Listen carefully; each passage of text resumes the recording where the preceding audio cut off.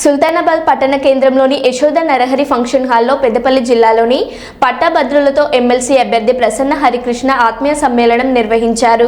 ఈ సందర్భంగా ప్రసన్న హరికృష్ణ మాట్లాడుతూ ఇప్పటి వరకు ఏ ఎమ్మెల్సీ అభ్యర్థి తాను చేయబోయే అంశాలను బాను పేపర్లో ప్రస్తావించలేదని, తాను గెలిస్తే నిరుద్యోగుల సమస్యలకు పరిష్కార వేదికగా ఉంటానని, ఉద్యోగుల సమస్యలపై పోరాడతానని, విద్యా వ్యవస్థను బలోపేతం చేస్తానని, మహిళా సాధికారత కోసం పనిచేస్తానని, నేను నమ్మే దైవాల సాక్షిగా ప్రమాణం చేస్తున్నానని అన్నారు.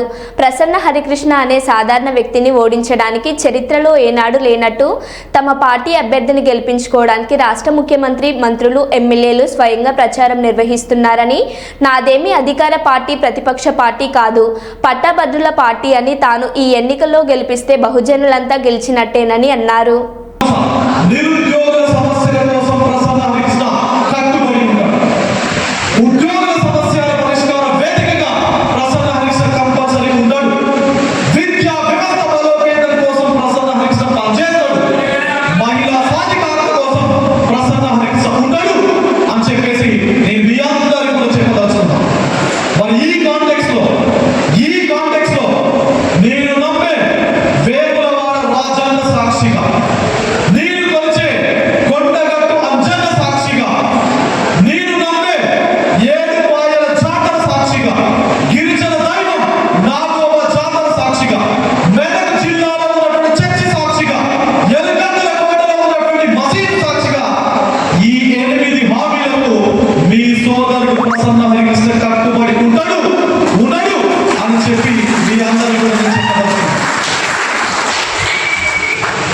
మరి నేను వాస్తవానికి ప్రకృతిని బలంగా నమ్మే వ్యక్తిని,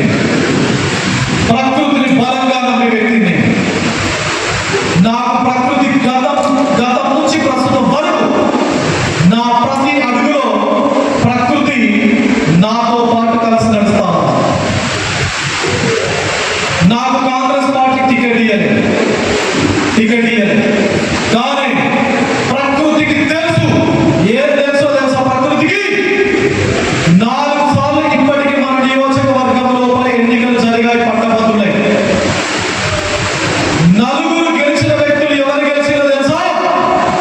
అధికారిక పార్టీ ఏదైతే, అధికారంలో ఉన్నటువంటి పార్టీ ఏదైతే ఉందో అది 4 సార్లు ఓడిపోయింది. ఇక్కడ 4 సార్లు. కాబట్టి ప్రకృతికి తెలుసు తన బిడ్డను రక్షించుకోవాలి అని చెప్పేసి. ప్రకృతికి తెలుసు ప్రసన్న హరికృష్ణకు కాంగ్రెస్ పార్టీ టికెట్ వద్దు అని చెప్పి ప్రకృతి నన్ను కాపాడింది.